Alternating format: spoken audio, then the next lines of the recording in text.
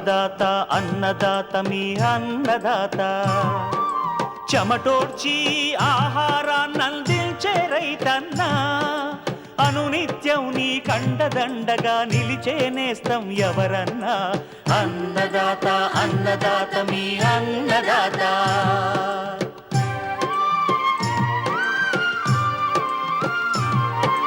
నూతన రీతుల సాగుబడికి నూరింతలు పెరిగే దిగుబడికి సూచనలిచ్చే సస్య రక్షణకు పశు పోషణకి శాస్త్ర విజ్ఞానం అందించి ముందుకు నడిపే తెలుగు రైతు భారతదేశానికి మకుటం అయ్యేలా తీర్చిదిద్దే ఆశయంతో మిమ్ము మేలు కొలిపేది అన్నదాత అన్నదాత అన్నదాత మీ అన్నదాత అన్నదాత అన్నదాత మీ అన్నదాత. అన్నదాత ప్రేక్షకులకు నమస్కారం. ఈనాటి ముఖ్యాంశాలు: కలబంద సాగు రాబడి బాగు అంటున్న యాదాద్రి భువనగిరి జిల్లాకు చెందిన యువ రైతు. జీడి మామిడి పూత దశలో తేనెటీగల ప్రాముఖ్యత. యాసంగి వరిలో ఎరువుల వాడకం రైతులు దృష్టి పెట్టాల్సిన అంశాలు. ఇంకా జై కిసాన్ వ్యవసాయ సమాచారం.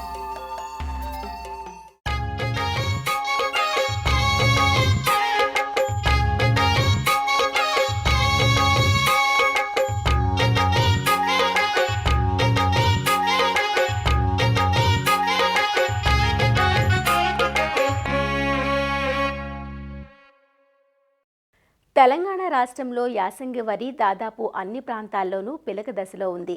పంట పిలకలు పెట్టి బాగా దుబ్బు చేయాలంటే ఎరువు వేతకు ఇదే సరైన అదును. సాధారణంగా వరికి ఆఖరు దుక్కులో పశువుల ఎరువు 3 దఫాలుగా రసాయన ఎరువులను అందించడం పరిపాటి. అయితే ఎరువు వేత విషయంలో రైతులు కొన్ని పొరపాట్లు చేస్తున్నారు. పైరుకు నీరు నిలగట్టి ఎరువు వేస్తే అది వృధాగా పోతుంది. అలానే కాంప్లెక్స్ ఎరువులను పైపాటిగా వేస్తే అది పంటకు ఉపయోగపడదు. సిఫార్సు కన్నా నత్రజనిని అధికంగా వేస్తే చీడపీడల సమస్యలు అధికమవుతాయి. అందువల్ల వీటన్నింటినీ దృష్టిలో పెట్టుకుని ఎరువుల యాజమాన్యం సక్రమంగా చేపట్టాలంటూ సూచనలు అందిస్తున్నారు ప్రొఫెసర్ జయశంకర్, తెలంగాణ రాష్ట్ర వ్యవసాయ విశ్వవిద్యాలయం రాజన్ నగర్లోని వరి పరిశోధనా కేంద్రం శాస్త్రవేత్త డాక్టర్ స్పందన భట్. మనము ప్రస్తుతము తెలంగాణలో తీసుకుంటే వరి వివిధ దశల్లో ఉంది. అంటే మనకు దుబ్బు చేసే దశ నుండి మనకు చిరుపొట్ట దశ దగ్గర వరకు ఉన్నాయి. వరి పైరుకు ఎప్పుడెప్పుడు ఏ దశల్లో మనకి ఎరువుల అవసరం ఉంటుంది అనేది మనము చూసుకున్నప్పుడు మనము ఫస్ట్ నాటేసే ముందు వేస్తాము. తర్వాత మనకి దుబ్బు దశలో అవసరం ఉంటుంది. ఈ తర్వాత మనకి చిరుపొట్ట దశలో అవసరం ఉంటుంది. ఈ దశల్లో మనము ఎరువులను అందించాలి. మనము నత్రజని తీసుకుంటే 3 దఫాలుగా వేయాలి. అది మనకి దమ్ములో దుబ్బు చేసేటప్పుడు చిరుపొట్ట దశలో. మనం ఈ ఫాస్ఫరస్ ఫర్టిలైజర్స్ తీసుకుంటే మనం ముందే దమ్ములోనే కంప్లీట్గా వేసాయి. ఎందుకంటే ఫాస్ఫరస్ ఫర్టిలైజర్స్ మనకి వేరు పెరగడానికి, వేరుని మొత్తం అవి కావడానికి ఉపయోగపడుతుంది కాబట్టి ఈ దశలోనే అందించాలి. పొటాష్ని అనేది మనం 2 దమ్ములో ఒక భాగము, మనము చిరుపొట్ట దశలో అంటే 3వసారి నత్రజని వేసేటప్పుడు పొటాష్ని కూడా అందజేయాలి. వీటితో పాటు మనకి సమగ్ర పోషక యాజమాన్యం అందించాలి అంటే మనము ఖచ్చితంగా పశువులది ఈ ఎరువు అంటే FIM, పేడ ఇవన్నీ మనం పొలానికి అందించాలి. నాటేసేప్పుడైతే అందరు వేస్తున్నారు. నాటేసిన తర్వాత దుబ్బు దశకి వచ్చినప్పుడు మనకి దుబ్బు బాగా చేయాలంటే పొలంలో కలుపు లేనప్పుడు మనం మంచిగా ఇవి వేస్తే మనం వేసిన ఎరువులని మన మొక్క తీసుకోగలుగుతుంది. అలాగే ప్రీ ఎమర్జెన్స్, పోస్ట్ ఎమర్జెన్స్ కలుపు మందులు వేసి మన పొలంలో కలుపు లేదు అన్నప్పుడు వేయచ్చు. ఇంకొకటి మనం వేసినప్పుడు ఎరువులు అనేది మనకి బృహద పదనులో వేయాలి. అంటే మనకి దుబ్బు దశకి కావాల్సిన ఎన్విరాన్మెంట్ మనం క్రియేట్ చేయాలి అంటే మనకి నీళ్లు అప్పుడు ఎక్కువగా నిలబెట్టాల్సిన అవసరం లేదు. ఎరువులు వేసినప్పుడు మనం నీళ్ళన్నీ తీసేసి ఆ బురద పదనలో వేసినప్పుడు మళ్ళీ ఆ మొత్తం ఆ గట్లన్నీ కట్టేస్తే అది అందులోనే ఇంకి మన మొక్క తీసుకోవడానికి ఉపయోగపడుతుంది. అలాగే దాని తర్వాత మనము చిరుపొట్ట దశలో అనేది మనకి ఈ ఎక్కువగా మొక్క చాలా ఫాస్ట్గా పెరిగే దశ, ప్లస్ మన పిలకలు ఆ దశ నుండి మనకి వస్తుంటుంది. కాబట్టి ఈ దశలో మనము యూరియాతో పాటు మనము పొటాష్ ఫర్టిలైజర్స్ కూడా వేయాలి. ఇక యాసంగిలో చూసుకుంటే మొక్క ఎదుగుదల అనేది కొంచెం తక్కువగా ఉంటుంది. ఎందుకుంటుంది అంటే మనం నారు పోసే దశలో అప్పుడు మనకి అది చలికి ఎక్కువగా గురవుతుంది కాబట్టి మనం అది పెరగాల్సినంత పెరగకపోవడం వల్ల ఇప్పుడు మనం వర్షాకాలంలో 25 రోజులు ఉంచినామనుకోండి, మనకి దాదాపు 20 నుండి 25 సెంటీమీటర్స్ వరకు మనకి మొక్క పెరుగుతుంది. మనము తొనలను తుంచేసి మనం నాటుకుంటాం. కానీ యాసంగిలో మనకి ఆ టెంపరేచర్స్ అంటే డిసెంబర్లో చూసుకున్నా కూడా మనకి టెంపరేచర్స్ పడిగినప్పుడు అది బాగా పెరగదు. అప్పుడు దాని పెరిగేటప్పుడు మనకి యాసంగిలోనే మనము ఆ నారు దశలోనే ఎక్కువ రోజులు ఉంచుతున్నాం. అంటే దాదాపు 30 రోజులు 35 రోజులు దీన్ని పెరగట్లేదు అనేది దాని నుంచి పెరిగిన తర్వాత వేస్తున్నారు. ఇప్పుడు మనం ఏదైనా దాని పంట యొక్క తీసుకుంటే 120 రోజుల్లో పంట అన్నప్పుడు దాన్ని 35 రోజులు మనము నారుమడిలో ఉంచుకుంటే మన ప్రధాన పొలంలో దానికి ఎంత సమయం ఉంది. తర్వాత ఎందుకంటే టెంపరేచర్స్ బాగా పెరుగుతూ ఉంటాయి. దానికి ఉన్న సమయంలో మనము దాన్ని మీరు ముదురు నారు వేసినప్పుడు ఇప్పుడు నేను ఆల్రెడీ ముందు చెప్పాను నత్రజని 3 దఫాలుగా వేయాలి అనేది. అంటే మనం ముదురు నారు ఎక్కువగా వేసి బాగా ఎక్కువ రోజులు మనము నార్మల్లో ఉంచిందా అన్నప్పుడు వేసిన తర్వాతే మనము దాదాపు 75% మొదటి దఫాలో వేయాల్సి వస్తుంది.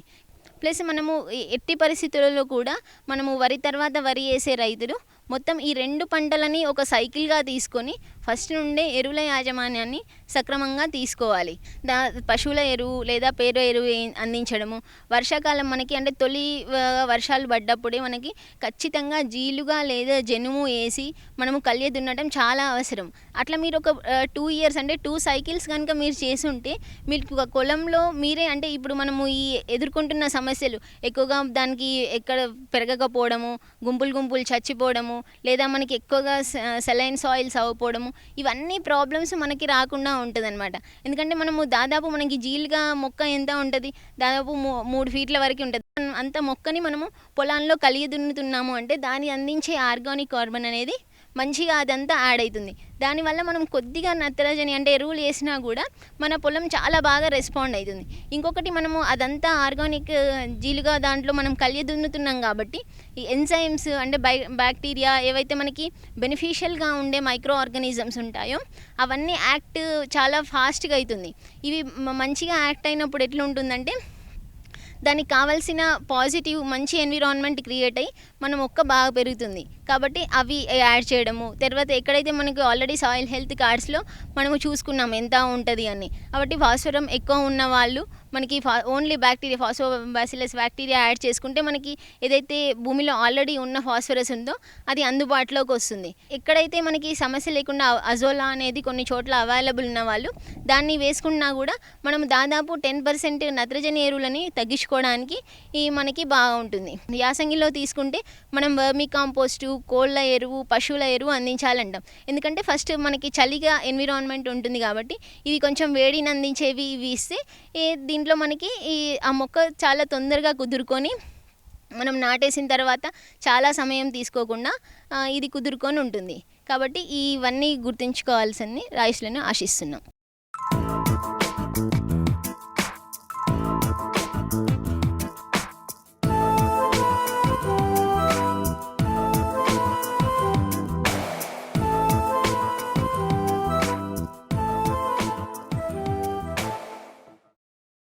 ఆంధ్రప్రదేశ్ రాష్ట్ర సముద్ర తీర ప్రాంతంలో దాదాపు 1,50,000 హెక్టార్లకు పైగా సాగులో ఉన్న తోట పంట జీడి మామిడి. సాగు విస్తీర్ణం అధికమే అయినా దిగుబడులు మాత్రం దిగదుడుపుగానే ఉంటున్నాయి. ఇందుకు కారణాలను గమనిస్తే యాజమాన్య లోపాలు, చీడపీడల పట్ల అలక్ష్యం ప్రధానంగా కనిపిస్తున్నప్పటికీ మరొక కీలకమైన అంశం కూడా ఉంది. అదే పూత సమయంలో జరిగే పరపరాగ సంపర్కం. కాయ కట్టు అధికంగా ఉండి నాణ్యమైన దిగుబడులు పొందాలంటే పరపరాగ సంపర్కం ప్రక్రియ సరిగా జరగాలి. ఈ ప్రక్రియ గాలి ద్వారా, కీటకాల ద్వారా జరుగుతోంది. కీటకాలలో తేనెటీగలు ప్రధానమైనవి.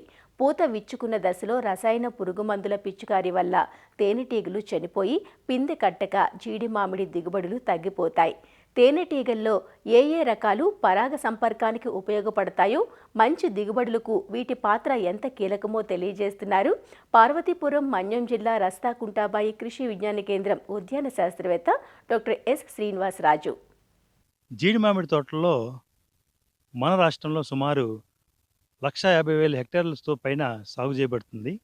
కానీ దిగుబడులు దేశ దిగుబడుల కన్నా చాలా తక్కువగా ఉన్నాయి. ఈ దిగుబడులు పరిశీలించినట్లయితే ముఖ్యంగా ఏంటంటే సీలింగ్ ఆర్చర్డ్స్ ఎక్కువగా ఉండడము, మేలైన రకం లేకపోవడం అనేది రెండో కారణము. 3 సిఫార్సు చేయబడిన ఎరువులు వాడకపోవడము, సరైన యాజమాన్య పద్ధతులు పాటించకపోవడము అనేవి అతి ముఖ్య కారణాలు అయితే ఇంకొక ముఖ్యమైన కారణము పరాగ సంపర్కము లోపించడం వల్ల కూడా మనకి దిగుబడులు అనేవి అంత ఆశాజనకంగా లేవు. ఈ పరాగ సంపర్కం ఏంటంటే ఈ జీడి మామిడిలో దీంట్లో 2 రకాలైన పుష్పాలు మనకి అందుబాటులో ఉంటాయి. ఒకటి మగ పుష్పాలు, రెండోది పెర్ఫెక్ట్ ఫ్లవర్స్ కొజ్జా పువ్వులు మనకి ఎక్కువ కనిపిస్తాయి. ఈ పెర్ఫెక్ట్ ఫ్లవర్స్ కొజ్జా పువ్వుల శాతము సుమారు 10% ఉంటుంది. రకాన్ని బట్టి ఇది మారుతూ ఉంటుంది. అదేవిధంగా వాతావరణ పరిస్థితులు బట్టి కూడా దీని మార్పు మనకు గమనించవచ్చు. ఈ ఫ్లవర్ ఓపెనింగ్ అనేది యాంథసిస్ అనేది సుమారు మార్నింగ్ మనకి 9 నుంచి మధ్యాహ్నం 2 వరకు జరుగుతుంది. దాని నుంచి వచ్చే పుప్పొడి ఉత్పత్తి అనేది డెహిసెన్స్ అంటాము. ఈ డెహిసెన్స్ అనేది మార్నింగ్ 10 నుంచి మధ్యాహ్నం 12 వరకు జరుగుతుంది. అయితే ఈ పుప్పొడి ఏదైతే ఉంటుందో ఇది కొంచెం తేమతో ఉండడం వల్ల మనకి ఈ గాలితో వ్యాప్తి చేయడం అనేది దీంట్లో చాలా తక్కువగా జరుగుతుంది. సో అందుకు కీటకాలు అనేవి ప్రముఖ పాత్రను ఈ పరాగ సంపర్కానికి దోహద చేస్తాయి. దీంట్లో మనకేంటంటే స్వీయ సంపర్కం అనేది ఈ జీడి మామిడిలో చాలా తక్కువగా జరుగుతుంది. పరాగ సంపర్కమే జీడి మామిడికి దిగుబడులకి దోహదపడుతుంది. అయితే ఈ భారతీయ జీడి మామిడి పరిశోధన స్థానం వాళ్ళు చేసిన రీసెర్చ్‌ని అనుసరించి ఏంటంటే మనకు సుమారు ఒక 40 రకాలైన కీటకాలు ఈ పరాగ సంపర్కానికి అత్యంత అనుకూలమైనవి. అయితే దీంట్లో మనకి ముఖ్యంగా ఈ బీస్ జాతికి చెందినవి ఒక 4, నాన్ బీస్ జాతికి చెందిన ఒక మనకి ఈ కీటము బీస్ అనేవి అత్యంత ఈ పరాగ సంపర్కానికి ఉపయోగపడుతున్నాయని నిర్ధారించడం జరిగింది. వాటి గురించి చూసుకున్నట్లయితే ఎపీస్‌లో 4 తేనెటీగలు అనేవి అత్యంత అనుకూలమైనవి. అయితే మొదటిది ఎపిస్ డార్సెటా. ఈ ఎపిస్ డార్సెట్‌ని మనం ఏమంటామంటే rock bee or giant bee అంటాము. ఇవి జీడి మామిడి చెట్లు బ్రాంచెస్‌లో పెద్దగా తేనెపట్లు పుడతాయి. ఫెరోషియస్‌గా ఉంటాయి. దీనివల్ల మనకేంటంటే జీడి మామిడి పూలని సందర్శించడం చాలా తక్కువగా ఉంటుంది. దీనివల్ల మనకు పరాగ సంపర్కం అనేది అంత పడకుండా ఉంటుంది. అదే రెండో జాతి అయిన ఎపిస్ ఫ్లోరియా మనం దీన్ని ఏమంటామంటే డ్వార్ఫ్ హనీ బీ అంటాము. ఇది మనకి మార్నింగ్ నుంచి మధ్యాహ్నం వరకు ఈ తేనెటీగలు అనేవి ఈ జీడి మామిడి యొక్క పుష్పాలను సందర్శిస్తాయి. దానివల్ల మనకేంటి పరాగ సంపర్కం జరగడానికి చాలా ఆస్కారం ఎక్కువగా ఉంటుంది. ఇక మూడోది ఏంటంటే ఎపిస్ సెరేనా ఇండికా. దీన్ని మనం ఏషియన్ బీ తేనెటీగ అని అంటాము. ఇది ఏంటంటే జీడి మామిడికి ఉపయోగపడే అతి ప్రధానమైన తేనెటీగలు. ఇవి ఎక్కువగా మనకి మార్నింగ్ నుంచి మధ్యాహ్నం వరకు అంటే ఆ టైంలో మనకి ఎప్పుడైతే కరెక్ట్‌గా ఈ పుప్పొడిని చేరవేర్చాలో ఆ టైంలో ఈ తేనెటీగలు ఈ యొక్క జీడి మామిడి పుష్పాలను బాగా సందర్శించి మనకు పాలినేషన్ చేయడానికి చాలా ఆస్కారం ఎక్కువగా ఉంటుంది. ఇక నాలుగోది ఏంటంటే టెట్రాగోనల్లా స్పీసెస్. ముఖ్యంగా మనం దీన్ని ఏమంటామంటే డామర్ బీసు లేదంటే స్టింగ్లెస్ బీన్స్ అంటాము.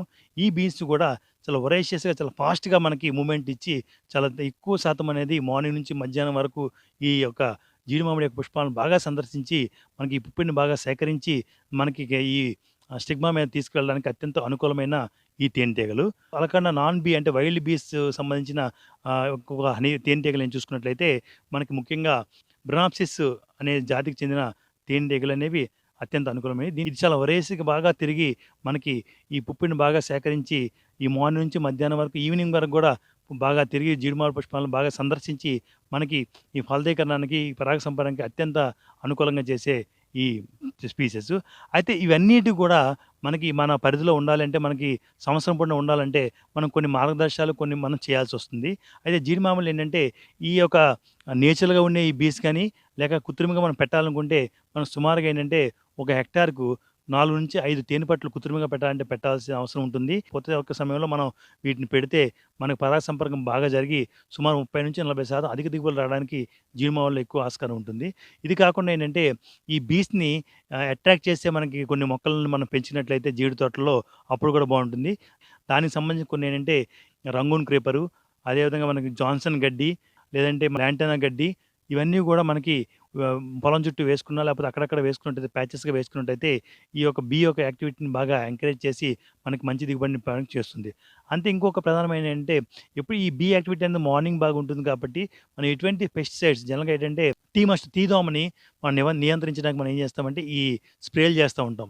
ఈ స్ప్రే అనేది ఈ యొక్క యాక్టివిటీని ఇబ్బంది పెట్టకుండా మనం మధ్యాహ్నం పూట ఎందుకంటే మనం మార్నింగ్ యాక్టివిటీ బాగా ఎక్కువగా ఉంటుంది కాబట్టి డైరెక్ట్ కాంటాక్ట్ అనేది ఈ హనీ బీస్ కానీ ఈ తేనెటీగలకు పడకుండా మన స్ప్రేస్ ఏమున్నా కూడా దాన్ని మధ్యాహ్నం పూటలో మనం మార్చినట్లయితే యాక్టివిటీ బాగా అభివృద్ధి చెంది మనకు బాగా ఉండి మనకు పరాగ సంపర్కానికి బాగా ప్రోత్సహించి మనకి దిగుబడులు సుమారు 30-40% పెంచడానికి చాలా ఉపయోగపడతాయి జీడి మామిడిలో.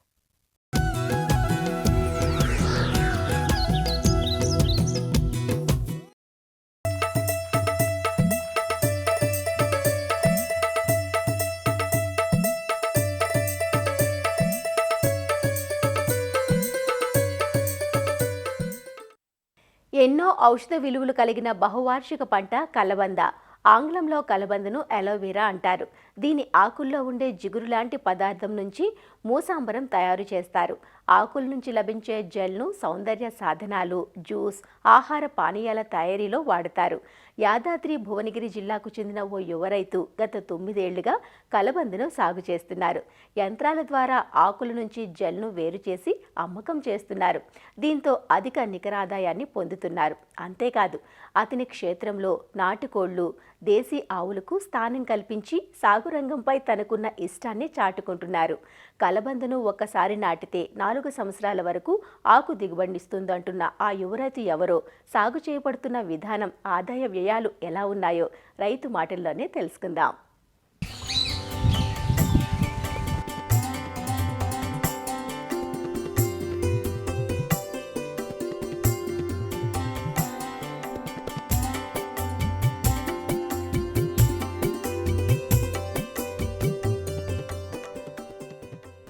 దారికి ఇరువైపులా కొబ్బరి చెట్లతో స్వాగతం పలుకుతున్న ఈ క్షేత్రం యాదాద్రి భువనగిరి జిల్లా మోత్కూరు మండలం పాటిమెట్ల గ్రామంలో ఉంది. మొత్తం 20 ఎకరాల వ్యవసాయంలో కలబందను 9 ఎకరాల్లో సాగు చేస్తున్నారు. ఏక పంటగా 6 ఎకరాలు, 3 ఎకరాలలో శ్రీగంధం, జామతో పాటు మిశ్రమ పంటగా సాగు చేస్తున్నారు రైతు రాజిరెడ్డి. పచ్చ కలబంద అనే రకాన్ని సాగుకు ఎంచుకున్నారు. ఇది చేదు తక్కువగా ఉండే రకం. ఫార్మా కంపెనీలకు, జ్యూస్ కంపెనీలకు వెళుతుంది. సాధారణ కలబంద చేదు ఎక్కువగా ఉండటం వల్ల మార్కెట్లో పెద్దగా డిమాండ్ ఉండదంటారు రాజిరెడ్డి. వరుసల మధ్య 3 అడుగులు, వరుసల్లో మొక్కల మధ్య 2 అడుగుల వెడల్పు దూరంతో ఎకరాకు 4500 నుంచి 5000 మొక్కలు నాటారు. ఈ ప్రాంతంలో అడవి జంతువుల బెడద ఎక్కువగా ఉండడంతో కలబంద సాగును ఎంచుకున్నానంటూ తన అనుభవాలను తెలియజేస్తున్నారు రాజిరెడ్డి. మాకు మొత్తం 20 ఎకరాల ల్యాండ్ ఉంది. అందులో 9 ఎకరాలు కలబంద ఫార్మింగ్ చేస్తున్నా. 9 సంవత్సరాల నుంచి చేస్తున్నా. కలబంద ఫార్మింగ్తో పాటుగా శ్రీగంధం కూడా పెట్టినా. నేను కొన్ని మొక్కలు, ఒక 400 మొక్కలు పెట్టినా. అంటే అంతర్ క్రాప్గా నేను కింద కలబంద, పైన శ్రీగంధము ప్లస్ జామ ఇవన్నీ కూడా పెట్టినా. ఒక ఎకరంలో 3 పంటలు తీస్తున్నా. ఈ కోతుల బెడద తట్టుకోలేకనే కలబంద ఫార్మింగ్ చేస్తున్నా. మార్కెటింగ్ కూడా మంచిగానే ఉంది. మార్కెట్లో ఎలాంటి లొసుగులు అయితే లేవు. ప్రతి క్రాప్ వచ్చేసి 2 మంత్స్కి ఒకసారి కటింగ్ అవుతుంది. మన దగ్గరనే ప్రాసెసింగ్ చేస్తున్నాం. ప్రిజర్వేటివ్స్ కలిపి ఫార్మా కంపెనీల వాళ్ళకు ట్రాన్స్పోర్టేషన్ చేస్తున్నాము. విత్ జ్యూస్ సెంటర్ వాళ్ళకు కూడా పంపిస్తున్నాం ఇక్కడి నుంచే. మనకు ఒక ఎకరాకు వచ్చేసి ఒక 25,000 ఖర్చు వస్తున్నది. డ్రిప్ కాకుండా, డ్రిప్తో పాటు అయితే మనకు ఒక ఎకరాకు వచ్చేసి 40,000 ఖర్చు వస్తున్నది. ఒక ఎకరాకు వచ్చేసి 5,000 మొక్కలు పడతాయి. కలుపు సమస్య ఒకటి బాగున్నది. కలుపు ఒకటి నియంత్రించుకోవాలి. మనం దీనికి డీకంపోజర్ స్ప్రే చేసుకోవాలి. సమ్మర్లో వాటరింగ్ ఇవ్వాలి.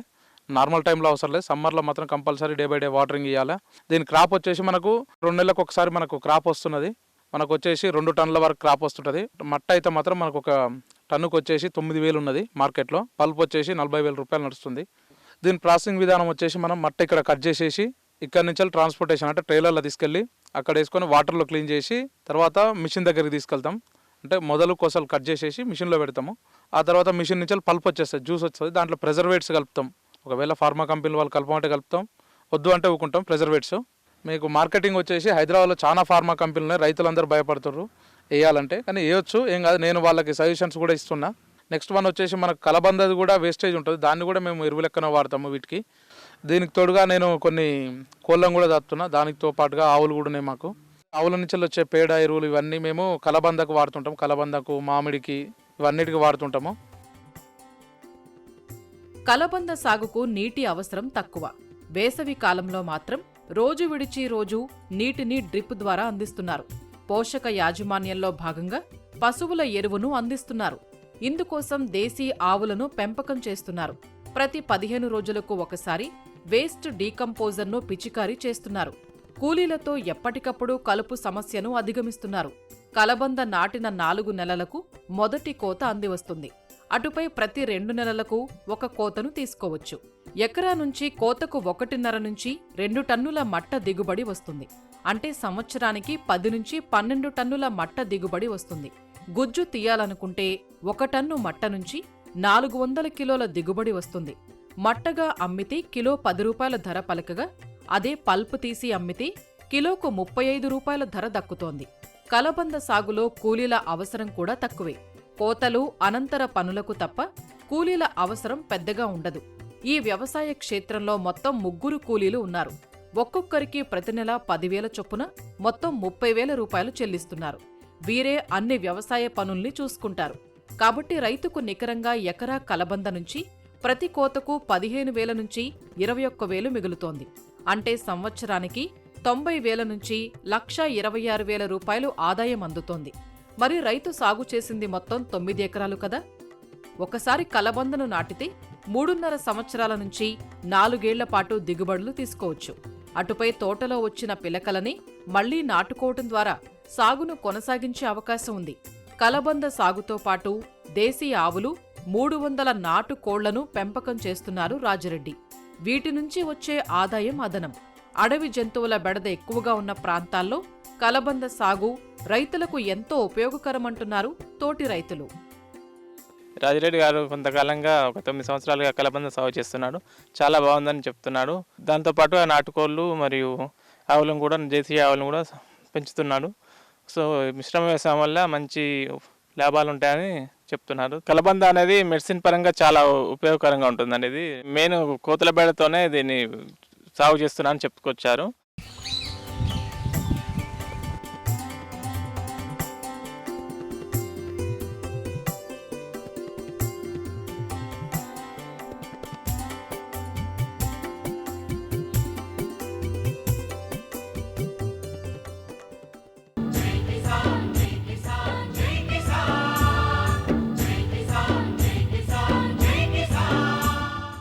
వ్యవసాయ సమాచారం ఇప్పుడు జై కిసాన్లో చూద్దాం.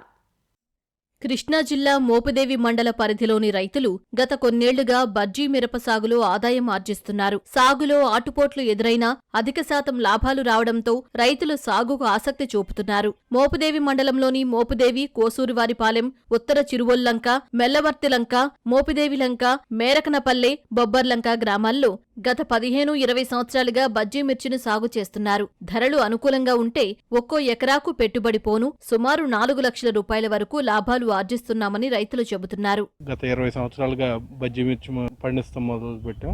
మరి 20 సంవత్సరాల నుంచి కూడా చాలా లాభసాటిగా ఉంది. మరి కొన్ని సంవత్సరాలు అయితే బాగా ఇబ్బంది పడిన రోజులు కూడా ఉన్నాయి. కానీ ఎక్కువ శాతం మాకు ఇది బాగా సెట్ అయింది కాబట్టి మాకు ఎక్కువగా రైతులు బజ్జీ మిర్చి చేయటానికి బాగా ఇష్టపడతారు ఇక్కడ ఉన్న రైతులు. దీనికి ఒకటే కారణం, యావరేజ్ ఎకరానికి 600 బస్తా కాడికి అయ్యే అవకాశాలు ఎక్కువగా ఉంటాయి. ఈ 600 బస్తాలు కూడా 20 రూపాయల రేటు ఉంటే దాదాపు 8 లక్షల ఆదాయం వస్తుంది. దీనికి 3 లక్షల పైన ఖర్చు పోయినా 4 నుంచి 5 లక్షలు డబ్బులు రావడంతో అందరం దీనికి ఇంట్రెస్ట్ చూపుతాం.